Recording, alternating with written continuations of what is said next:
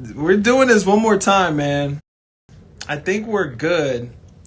We have identified the problem and should be getting things started. Apologies, guys. I know we were looking to start at 9 o'clock. It's just been a couple minutes where it's been some crazy stuff happening. But here's the thing. So, got a chance, jumped on the phone real quick. We have identified the issue.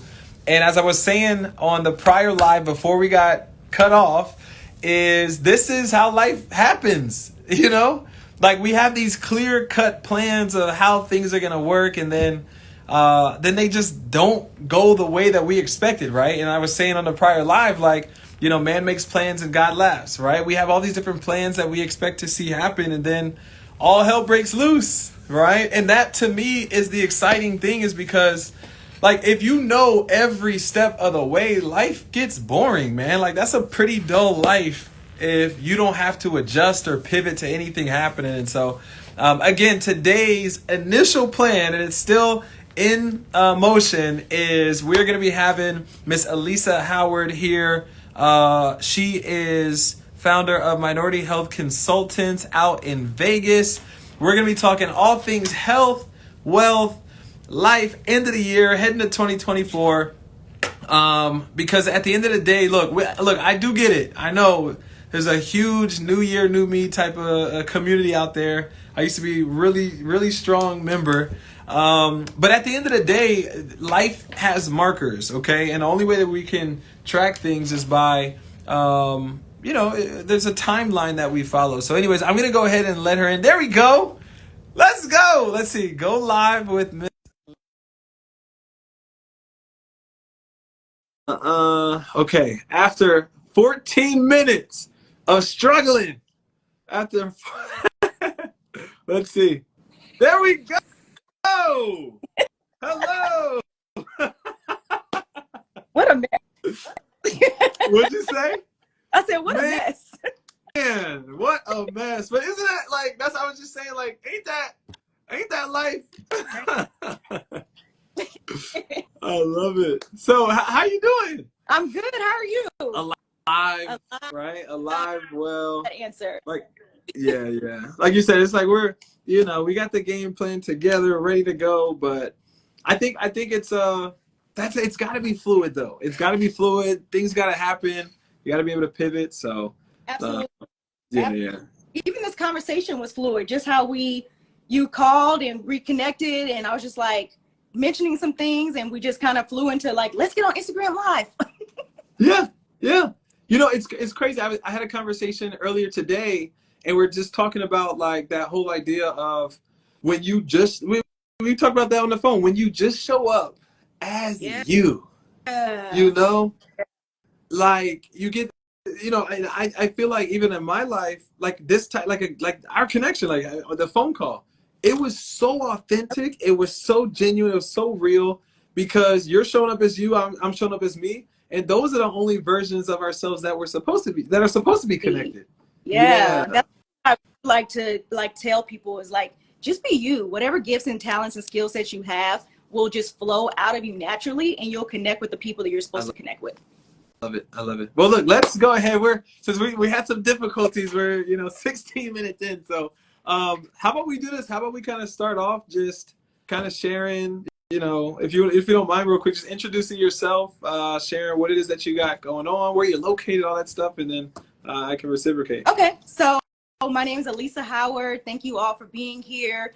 Like I said to Greg, this is a very authentic conversation. You just kind of together in what we were talking about between finances and public health work that I do. So I'm the owner of Minority Health Consultants here in Las Vegas, Nevada, but I do work all throughout the country.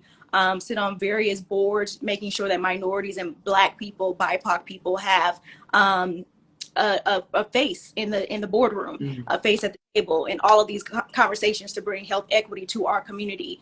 As we know, like just public health and healthcare in general, there's just so many things that happen with us and our health that people are just now starting to talk about, and just now starting to feel free enough to talk about. But that's what my company does. I work with these stakeholders to get them to see their biased ways, their discriminatory ways, and help them to be better people for us, so that we can have better healthcare.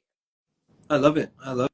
Well, Yeah, I couldn't, like, even just when we were on the phone, I couldn't even, uh, I was just blown, even, the conversation, I'm like, no, like, I'm just blown away with how much what you do is tied to, the world that I'm in and, the synchronicities, right? So, for those of you guys that don't know, jumping on again, appreciate you guys being here. My name is Greg Brown. I am the founder of Evolution Financial Agency. Our focus is it's really three phases. It's teaching people wealth creation strategies, whether it be compound interest, outpacing inflation, things of that nature. And then a huge focus is wealth retention. One thing I believe heavily is we've started to kind of crack the code on how to make money, but how to hold on to it. That's a conversation we have not figured out yet, right? I think the average person right now has less than $400 in their bank account, and I think that's a problem, especially living in one of the most abundant countries in the world, right? And so we focus on that. We teach on like debt solutions, things of that nature, and then a really core component of what we do is teaching individuals how to leverage insurance policies to be able to invest in like real estate or help their business or it really just build generational wealth through trust and all that different stuff. And so that's what I do. And we were having that conversation just about like, okay, well, how does finance tie into health and how many problems we see in the health world because of stress and money and all that stuff. So kind of like I guess maybe we start with like where did that kind of hit home for you? And where do you see that on a daily basis in what you do? I see financial struggle being a problem in the healthcare world every day. With the stakeholders, they're always looking at, well, how can we help our patients, right? How can we bring the cost down? As I thought, I also work with policy. I work with legislators, and we write a lot of policy, but we always have to think about the marginalized communities and that we don't have the wealth, the generational wealth that all these other communities have. And so we have to be careful, even when writing policy, that we're making sure to include us, right? Because a lot of things can like really exclude a lot of communities, and a lot of people are just in debt from healthcare. It is if Medicaid is only in so many states and it's very limited depending on your state, and if it's red or blue and all of these other politics that come into place, it basically puts a burden on those that are marginalized, those that don't make over minimum wage. So imagine going to the hospital and having to have your kidney taken out because maybe just it's hereditary, or maybe you haven't been eating well your whole entire life and now your kidney needs to come out, and that's $100,000. Does anybody just have $100,000 sitting in their bank account? So healthcare comes into place and financial debt comes into place all the time in public health. So it's just one of those things where, as you were telling me what you do, again, and we were just kind of like going over that, and then I was thinking about public health. I was thinking about, wow, this is one of the 8 dimensions of wellness. And Oh yeah, I was excited. yeah. Yeah. And you were like, what's that? And I was like, well, to be well, there's 8 dimensions that the SAPSA, which is the SAMHSA, which is the substance abuse agency from the federal level, they came up with this 8 dimensions of wellness. Like, what does it take to make a person whole? And financial is one of those 8. And so right into what you do, because you're trying to help people build generational wealth, which will take away a lot of their burden in going to the doctor, right? So a lot of people don't go to the doctor, even they don't even show up at the doctor sometimes because of money. Look at that. Yeah. Interesting. So there's happening there. It's crazy because that's when it comes to even like one of the core focuses we talk on all the time is the number one cause of bankruptcy in the country, right? Which you just brought up is medical bills, right? The average American can't afford to get sick, right? And when you look at that issue, when you look at, I think we were on the phone bringing up the whole idea of like, it's a lot easier to eat at McDonald's versus Whole Foods if I'm struggling financially. Absolutely. Right? Yeah. So you look at heart disease, all these different issues. I wanted to ask real quick because I still ain't got the whole. I want to hear them all. So for me this was huge because it's crazy. It's a conversation I have every day. It's a fluid conversation I have every day, but articulating it right and kind of categorizing it, I think is really important. So what are the 8 dimensions of wellness? We can go like I want to hear all of them. So if you don't mind.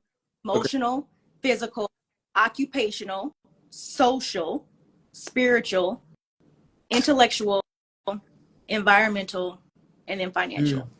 And you're absolutely right, Cat's-Way. Affordability and accessibility. That's what this is all about. Love it. Guys, drop down if you guys have any, if you guys do have like any questions or comments, anything like that, definitely drop it in the comments. So you had emotional, physical, occupational, social, Spiritual, intellectual, environmental, okay, and financial. environmental and financial. And if you those coincide with Maslow's hierarchy of needs. And so that's a psychology that has been around for hundreds of years, right? And so basically taking what do people need to be whole, right? Maslow came up with this hierarchy of the needs that people have to have, and all of those are on there.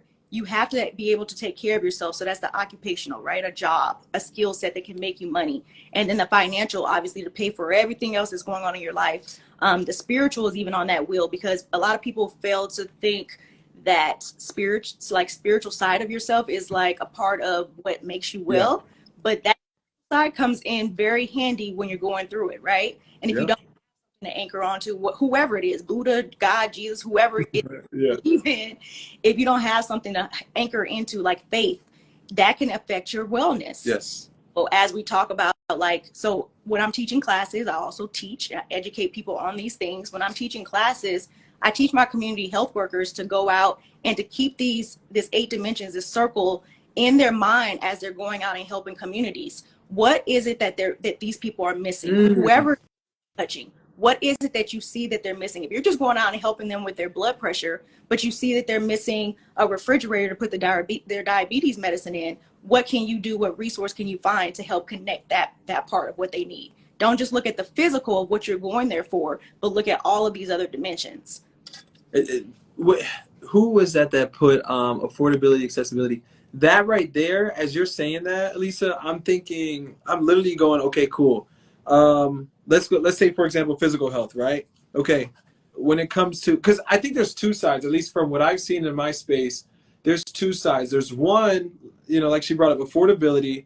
And then on the other side, there's like earning power, right? Because, we can get to a place where it's like, okay, well, there's a lot of things that may not be affordable to the average American, but then how do we empower the average American to have more resources to be able to afford some of these things, right? So it's that dynamic on both sides, because as you're speaking, I'm thinking, okay, cool. When it comes to physical, one, even basic gym memberships or, whatever case may be that individuals may be budgeting to say, you know what, right now I gotta just eat. I'm not even thinking about paying for a gym membership. Right? That becomes a problem, right? When we're looking at even, if it's therapists, if it's, there's so many of these that do tie into, okay, what resources does somebody have access to, whether it be intellectually, whether it be just information, whether it be the relationships required. And then when it does come down to one of the things that we focus on heavily is like, okay, well, can you afford to get into that room? Right? Can you afford to get that healthcare? So it's so, to me, it's just how everything ties together, and even what you brought up with the spiritual side of things. A lot of people don't understand that your what's the word, relationship to money has everything to do with spirituality. Right? Absolutely, because it's energy. If you look at it as energy, right, that's going to either flow to you or flow out of you. Right? And so you want it to flow to you, but your energy has to be right if you're an energetic type of person. But if you're looking at it from maybe a Christian standpoint, then there's also scriptures that God talked about having your money in order, right? And being fruitful with what you do with your money. And Black people are the highest consumers in the world, right? Yes. And you look at that, and that number comes out every single year. That's great for us in a way that the world sees that we're needed, obviously, to keep it going. But financial standpoint, also being the most marginalized, the most maybe in debt community, that's not really a good look for us, right? Right. Not being the most consumers in the world and become the most investors in the world, the most high earning people in the world. It's and not to go too deep on it, but it's even, you know, you talk about the faith side of things. Like one thing that I believe heavily is that your identity is what dictates a lot of this stuff, right? What you, it's not just what you believe, but what you believe about yourself, what you believe about money, right? How you respond to it, how you see it. You know, one thing I went through for a long time was like this resentment towards, you know, individuals that, for example, are doing well financially, right? And one thing I've learned is if anything that I resent or reject, I'm not going to receive for myself. Yeah. Right. And so, how do we have those authentic conversations or create a safe space to say, hey, this may be a conversation or a piece to my life that I am struggling through. Accept it, accept the truth of it, and then grow through it. Right. I see, you know, when you look at therapy, you look at the mindset, the you know, the emotional side of things that have to be healed. That also plays a huge role in finances, right? One of the things that I remember it blew my mind was a book called The Color of Money, and it talked about redlining. It talked about redlining in real estate and the fact that that also happened in the insurance industry. And obviously, you being in health, you know, okay, cool. Well, insurance policies, for example, are connected to our health, right? Like literally, that statement of health is wealth plays such a huge role in the insurance industry because the healthier you are, the more access you have to these vehicles, right? And so you have these, you know, insurance policies where wealthy families are leveraging policies for a trust fund, right? Well, if I'm sick, if I have high blood pressure, if I, you know, have cancer, whatever case may be, I don't have access to that policy, Yep. right? And so now that becomes a huge conversation of like we talk about redlining and a lot of the trust that wasn't established. There was I don't remember the book brings it up, but there was some, you know, a red book that was released back around that time, and it talked about how many black families or black individuals passed away sooner prior to a white counterpart, right? Yeah. Obviously, there's a lot of reasons for that, okay? But what these insurance companies started to do is redline and say, yeah, that community we're not going to insure because they're a risk, right? An insurance contract is a handshake to say, hey, if something were to happen to you, we're going to pay $100,000, $200,000, $500,000 of our money to your family. And Absolutely. so if that individual is a health risk for them, you know, it's not conducive to top line revenue. Let's just keep it real, Yeah. right? Talk about these companies also understanding the psychology of health, right? And understanding that like the same things that we're sitting here talking about, they talk about in boardrooms. They know Yes. the community is the most health disparity community, right? They know Right. know that we have the highest diabetes rate. They know that we have the highest high cholesterol rate, whatever it is. And so they make these decisions based off of knowing these public health and healthcare data. Also, that's what they actually have to go and research. And so when it's harder for us to get policies because of those things, or our policies are higher, right? And Right. sometimes we'll put off. I know some people have said this, like they'll stop paying for their insurance policy because it became Right. too high for them, and they need to eat. Like you said, I need to go to the grocery store. I need to eat first before I have this this financial policy or before I have this insurance policy. And so how do we get our community to a point where we can have both and we can have Yes. That is, and what you just said, that word needs to become a part of every community. Both. Yep. A four-letter word that starts with a B. It's Yeah. both, right? Because so yeah, you see so many. I mean, you just laid down, for example, like you said, the dimensions of wellness, and we can look at this and say, okay, let's take two of them. Let's take finance, and let's take whichever other one we want to do. Let's take physical, for example. How many of us have been bound by this concept? I'm either going to be in shape physically or I'll have my money together. But and here becomes the language we speak. I can't do both. I can't Right? do both. Yeah. And that I can't comes from, you know, it comes from a lack of identity to not understand truly how powerful we are. And of course, that identity, you know, through the media, through news, through all the conditioning that we go through has been fed to us, right? That's a learned concept. Right. But we have enough power to be able to be right physically, be right financially, spiritually, all these things. And so when that's, I believe, where that abundance comes in is where we stop sacrificing those, like you said, the hierarchy of needs, Yeah. because at the end of the day, there's sacrifice, there's obedience, but things do need to be sacrificed in order to get to where we Yep. need to go, but not the core of who you are. That should never be sacrificed in no Not environment. your morals and your values Yes. and things of that. And sometimes it's like maybe you don't get the 2023 new Benz, Yeah. you go get this 2018 or 2019 just to save those thousands of dollars that you can use on a gym membership, right? So you're right about sacrifice. I think that's one thing.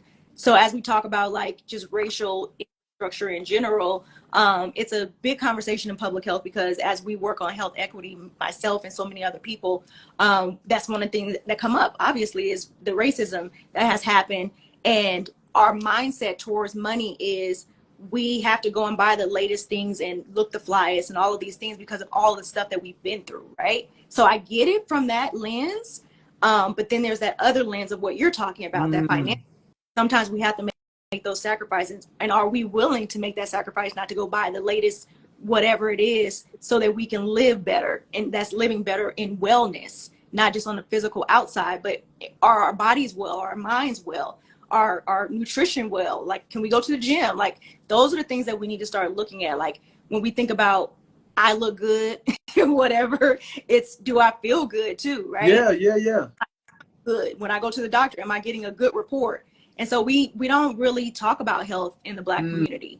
We don't talk about it. We say, oh, Big Mama, she has this, she has right? And we're so used to hearing that stuff that as soon as we hear it, we're like, oh yeah, I know exactly what you're talking about.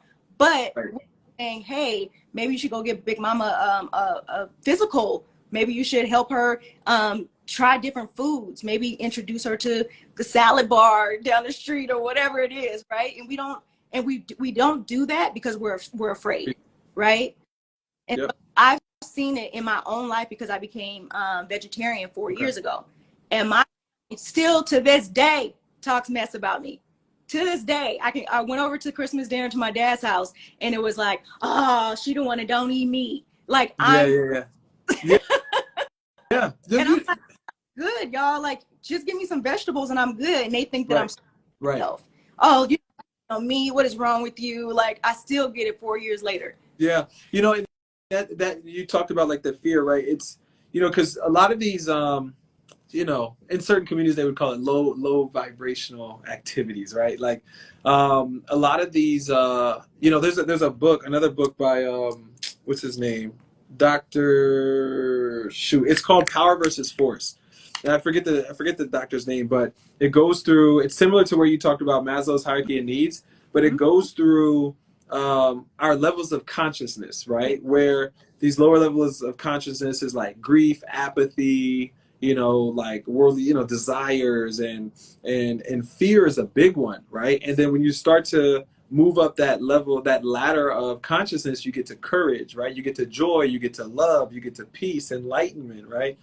And you recognize that a lot of those lower vibrational activities are done out of fear of the response of another, right?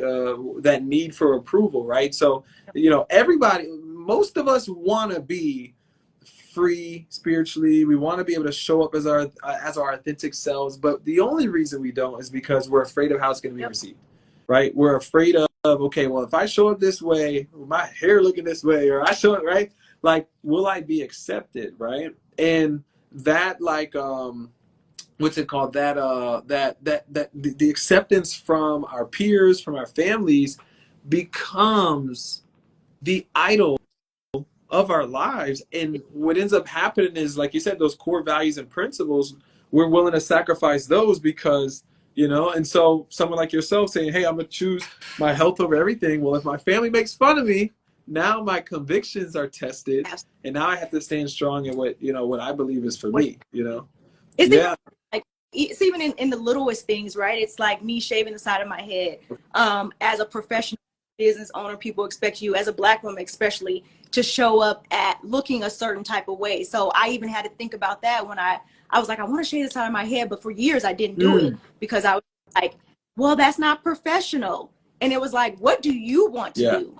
Who do you show up as, and I wanted to show up as my authentic self. So I did it, and I still get the same grants. I still, work with the same companies.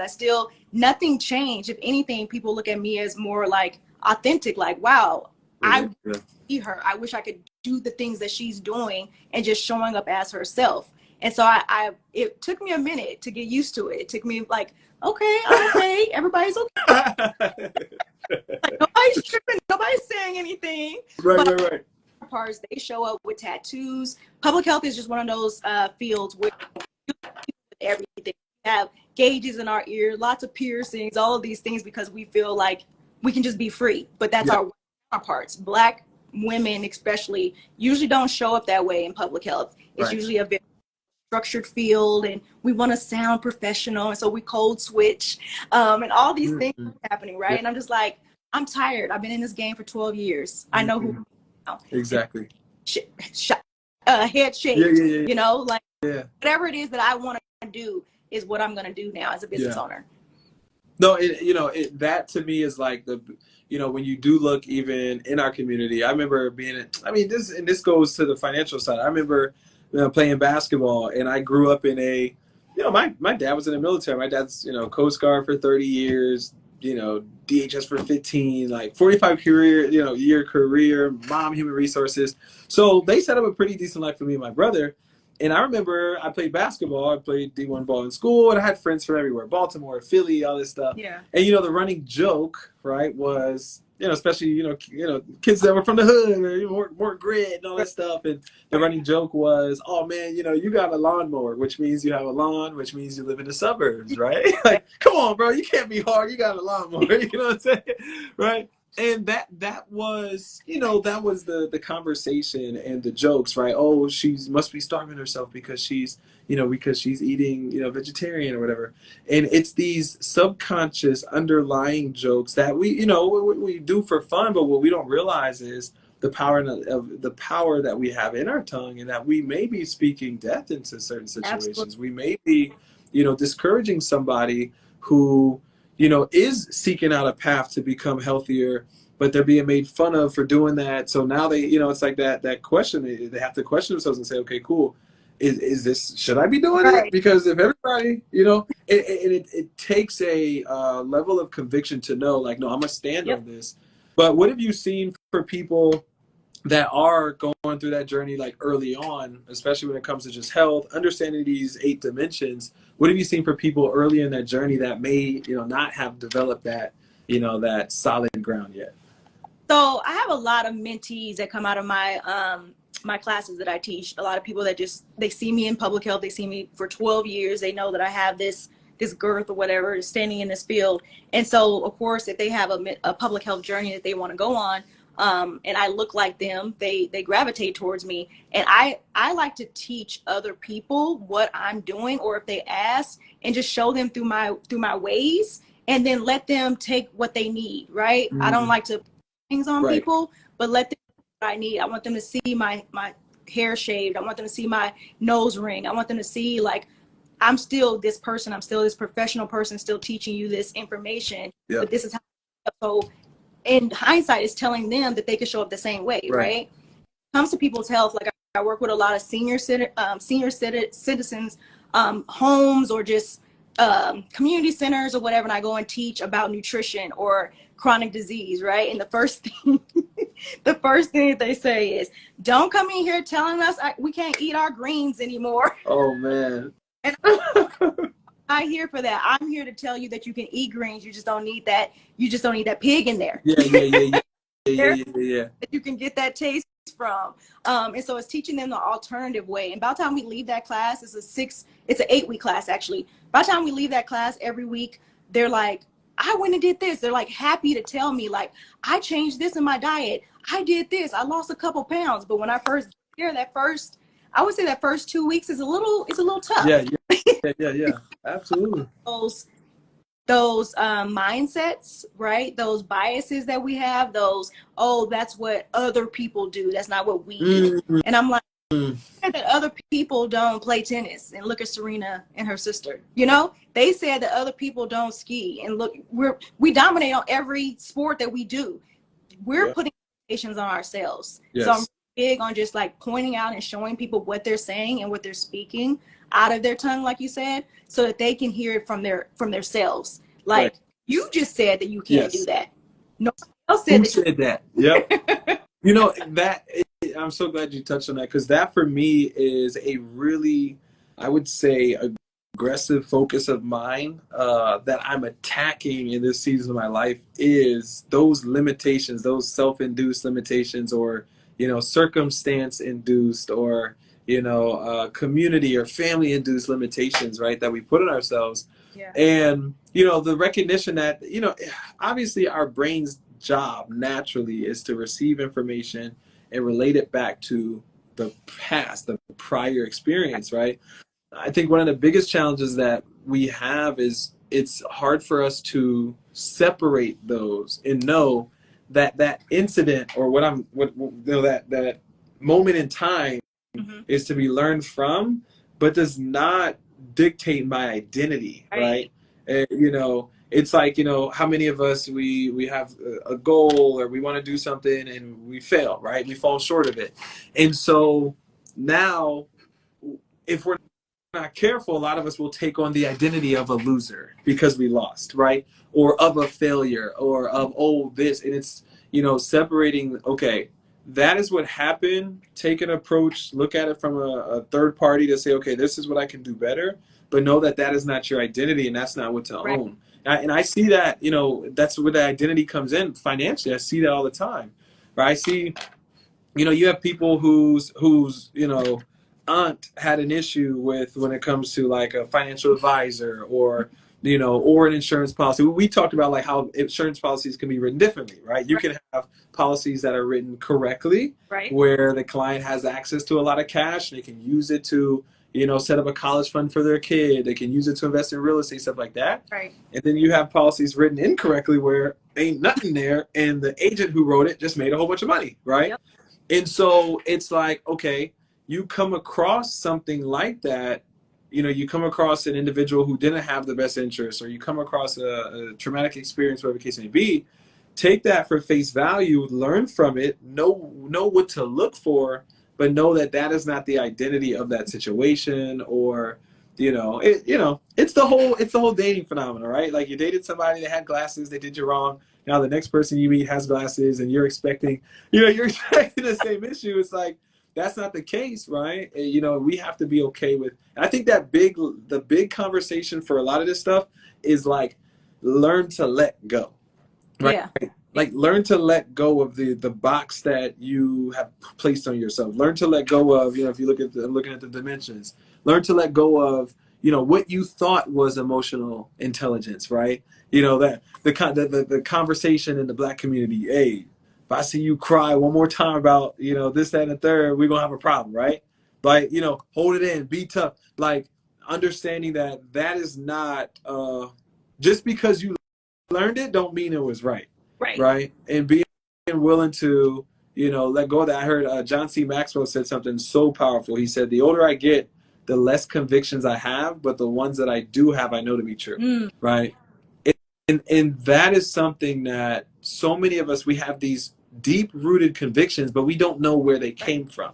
Right. So we don't know why, you know, we don't know why we think, you know, as a man, sharing your emotions is a bad thing. Where did we get that from? We don't go deep enough to figure that out. We don't know why, you know, we get into business, and then, you know, we have this mindset that says, hey, you know, like, I'll be very transparent. One of my mistakes that I made last year was not hiring fast enough.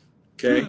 Why? Because I had this, and you find, once you recognize it, you have this scarcity mentality that says, this is the order that I see with scarcity. It's like, it's almost like you must do this to be able to get this, right? Right. You must, you know, achieve the, because then, you know, it's like, okay, you must have your degree to be able to do this, right? Or you must have this amount in savings to be able to do that. And you start to realize, you're like, wait a minute, I could put a structure in place to where, you know, like, for example, something I'm doing now where there's a commission structure where when I get paid, you get paid. So guess what? Nothing had to be ready for that. Right. You know what I'm saying? Like, there's what's that the concept they say, like the what's it called when you it's almost like you're it's when you're going through you're growing and you feel like what's it called, you feel like you're it's almost like you feel like you're growing too fast and it's uncomfortable and you feel like you're not ready for it. Yeah, I know what you're talking about, Yeah, yeah. but I forget what it's called. for Yeah, and you start to realize that this like we have to put ourselves in a place to be ready to receive this stuff too. Like, are we ready to receive what a healthy life looks like or feels like? right. Like, do we believe we deserve that? Because if we don't, then we feel awkward when we're like socially healthy. We feel like this is weird because I'm so used to dysfunction. Dysfunction. That's Woo. my norm. Yeah. Yeah. And then we changed, like my eating habits, when they changed, it made everybody else around me uncomfortable, but it didn't make me uncomfortable, right? So that's that scarcity mindset. It's like she's showing me what I could be doing, but because I don't want to do that, I'm going to talk about her in a negative way, right? So Yeah. I hear it all the time. And I would, just talk back to my family and be like, why are y'all so bothered that I just eat vegetables? Why are y'all so bothered? Why does it bother you? What's stirring up? Is it because you know you probably should be too? Yeah. Yeah. Like that. So it's our community's mindset that we have to, like you said, we have to know that we deserve. Yeah. I think that was the best thing that you could have said. We deserve health, right? We deserve to be financially healthy. We deserve to be mentally healthy, physically, all these dimensions, right? Emotionally. And I think once we tackle those dimensions, emotionally, especially, and mentally, we can get over and overcome a lot of the other ones so that we can get to the financial. But like you said, we have to get past the scarcity mindset, and we can't have both, but we can. Yes. Yes.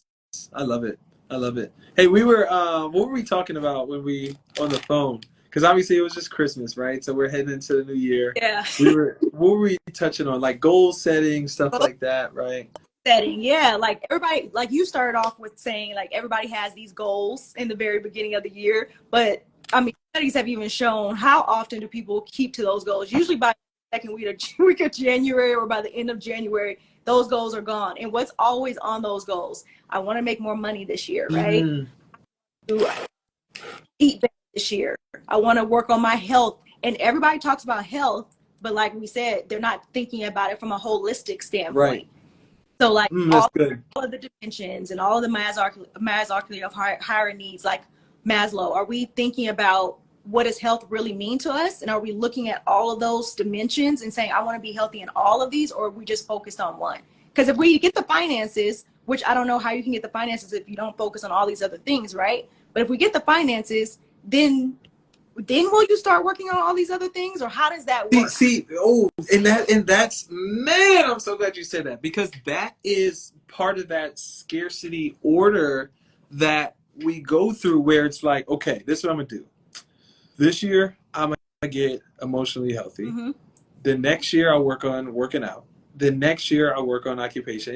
And then it's like, and I understand it because obviously we're used to like things got to make one of the biggest challenges to mankind is the need for everything to make sense, right? Mm-hmm. It's got to all make sense before I move. It's got to, but even that in itself, nothing that you've ever seen that was transformational made sense. Yeah. At the time, right? Because so there's a quote. It says, "You'll never solve a problem at the same level of consciousness as which it was created." Ooh. Right? So if you're somebody said J. Coulson, right? So if you have a problem in your life, the solution ain't gonna make sense to you. Think about that. This is because if the solution made sense, it wouldn't be a problem, right? So like when you look at any any community leader, somebody who's impacted their environment, or an innovator. You look at the innovators of the world, entrepreneurs, all this stuff. The things that were done didn't make sense at the time, because if it made sense, it's because it had already been done before, right? Yep. Yeah. And so a lot of times we, even this journey is everything's got to make sense. Okay, I'm gonna get the money right. And then once I get the money, then I'll have the money to be ready to pay for the therapist, or then I'll have the money to be ready to pay for the gym. And guess what? It doesn't work that way, because you get the money, but then you lose yourself in the process running that way. So like you said, it's got to be a holistic, and where it's like, hey, you know what? Maybe one thing that I was heard this thing called like the 90-90-1 rule, where it's like, hey, take 90 minutes at the beginning of your day, focus on the most important like target or goal for you in that season. And we've got to get to a point where and this may sound brash, but it's real, so I'm gonna say it. We got to get to a point where we stop making excuses. Yeah. To say, hey, because life got in the way, that's why I'm not in shape. Yep. Because life got in the way, that's why I am struggling spiritually. No. Life is in the way of every human being that has ever walked this planet, right? The difference is, okay, yes, life does get in the way. That's valid. We're not going to act like life don't get in the way. We're not going to act like, kids, all that different stuff. There's a lot. However, sitting in the dysfunction is also not going to help anybody, right? So let's recognize the issue, and then let's be okay. One of the things I've realized, this personal development community that we have, a lot, reading books, all this different stuff, we get to a point where we do recognize how powerful our words are. Yeah. But I believe we get to a point where we get into a season where, because we know how powerful our words are, we become afraid to say the truth. Ooh. Right? So like for example, like I maybe say, hey, look, this year I'm believing for financial abundance, right? Like I'm a millionaire, like I'm gonna do it, right? Right. But then by doing that, we become afraid to say, and right now I don't got nothing, Right. like right now it's not looking good, right? So, but the truth shall set you free. So knowing how powerful you are allows you to deal with the truth, because that you can help transform the truth, right? To become, so I can say, hey, you know what? Right now it ain't looking good, right? And I have the power to change it. Yeah. Right. Like I wanted to buy a house, right? It would be my second house that I've ever owned. Come on. It real with myself. I said, okay, I need to get my credit score up, right? We know like the things, and we can Google the things that we need for a house, right? So like, okay, I have to move out of this place, go to my parents for a year, make that sacrifice so I can work on my credit, make the money that I need to make to pay off all the things I need to pay off so that my credit score can go up. It was like all this like step-by-step things that I had to do, but I had to get real with myself, and I had to say, I want to buy a house, but I'm not financially ready yet. Mm-hmm.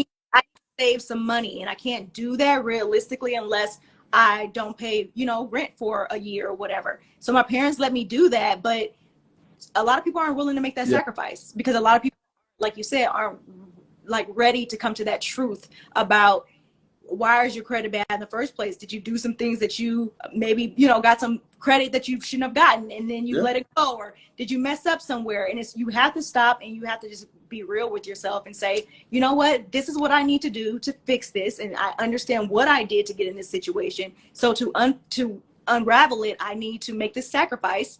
As a 40-something-year-old woman, moving back to my parents' house was not cute, right? Yeah, of course. Yeah. Dating world. Yeah. I live with my parents. But the day now I have a place. Right. I just bought a place. So it's like I can go back and say, these are the sacrifices that I made, but this is the truth that I told myself too that I need to get to. Right. So you're right. To be, as we talk about wholeness and when we talk about health, that's one of the things, the biggest things is like telling the truth to yourself. Mm-hmm. So not only just authentically, but showing up authentically and truth. Yes. Yes. And that's I believe that so heavily. If I say the truth out of my mouth and it pushes people away from me, that is my sign that those were not people that I was called to be around.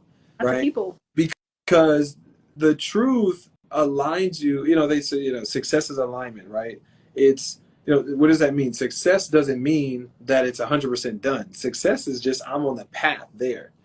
So the path could be 5% loaded. Right. It it don't matter. This battery's loading as long as the battery's loading in the lane that's been called and carved out for me. Absolutely. You know, and so as we wrap this, talk about for the new year, our goals should be right getting mentions in order, because if any one of these is neglected over a long period of time, basically it will adversely affect overall health and our well-being.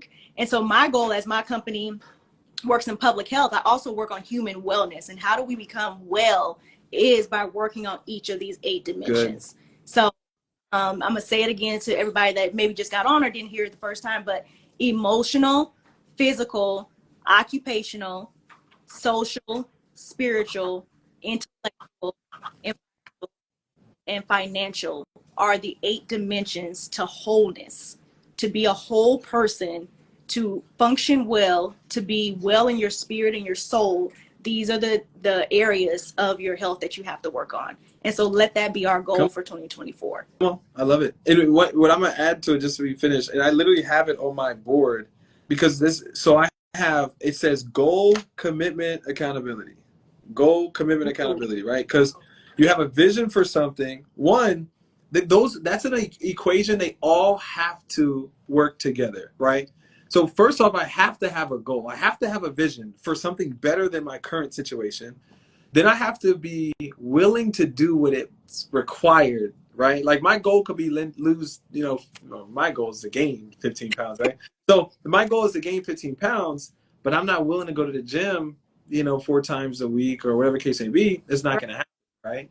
And then adding to that now a community of people that also have goals where they're holding each other accountable. That for me has been a huge piece of the puzzle, being around people also committed to that, because, absolutely. that's, and to anybody out there who's like, yo, I have these goals and I know I'm willing to do it, but I just keep falling short.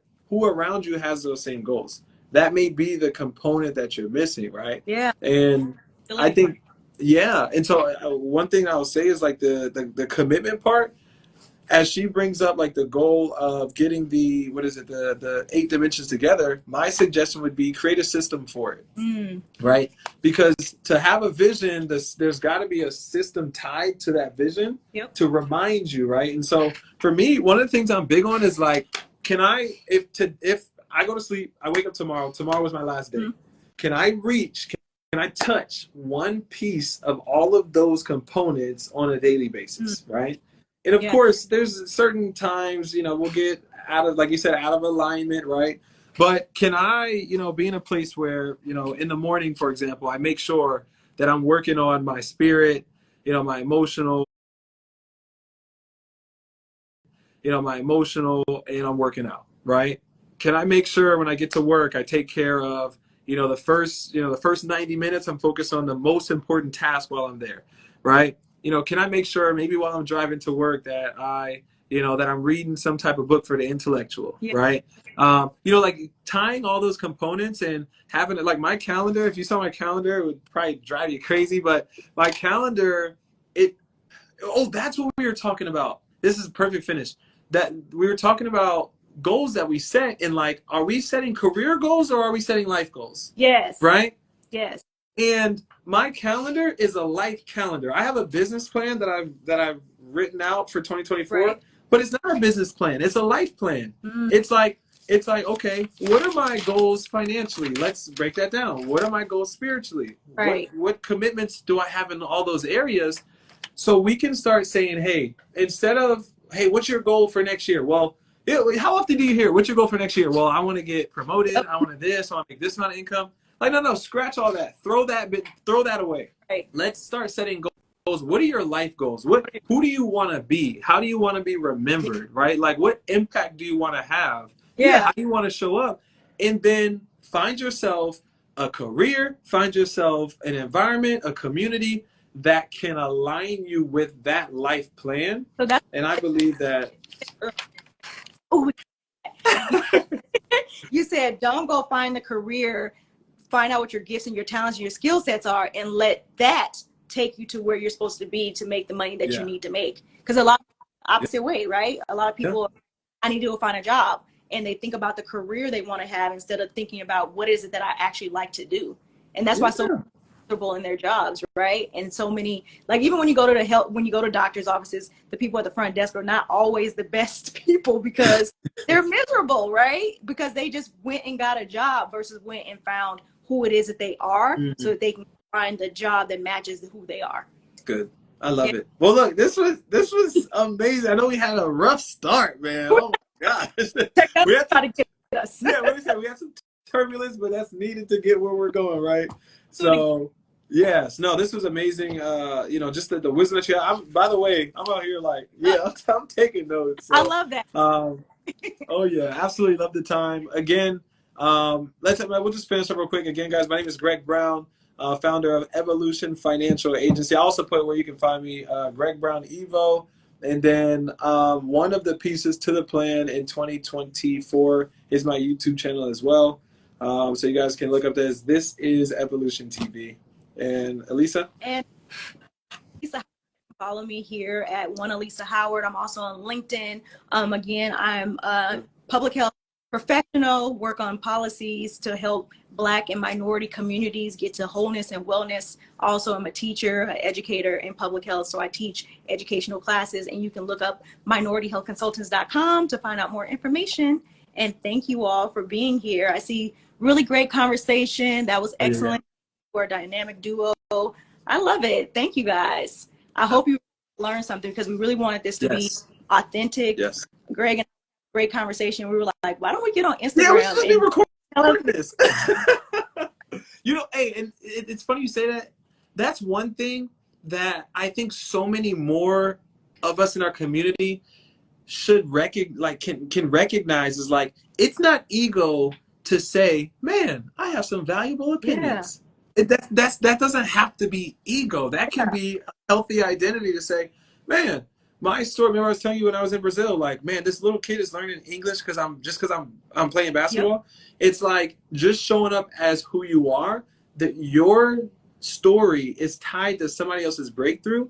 But if absolutely, you don't value your own story, that person never gets a chance to break through. absolutely, Right? So like let's get better at that. Like sharing our stories, being willing to, like this, go live and the things that we're living, the experiences that we're having are very valuable to people and you never know who it is. yeah, absolutely. And speaking of stories, that's one thing I'm doing in 2024. Is I've said I wanted to start a YouTube channel as well, so that I can start sharing other people's health journeys and their stories.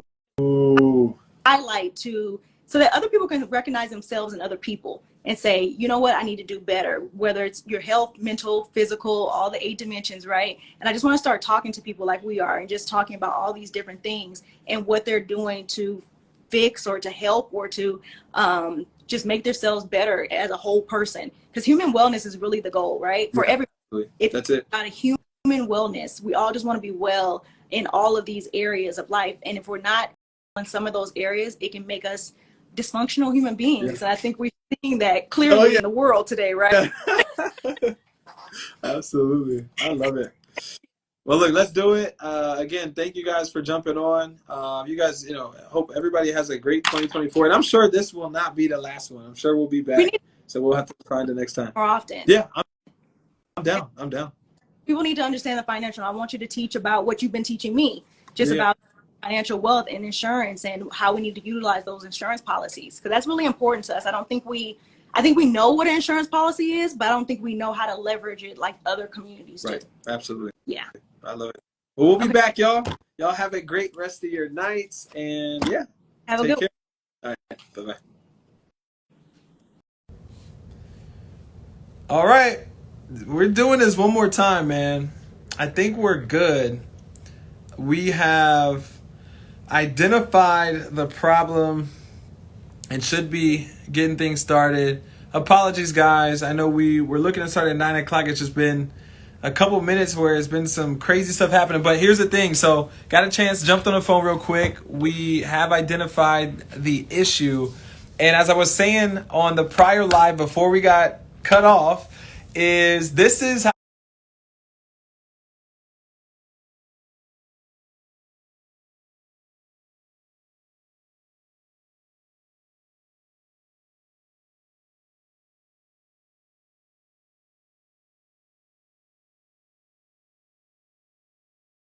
Like we have these clear cut plans of how things are gonna work, and then they just don't go the way that we expected, right? And I was saying on the prior live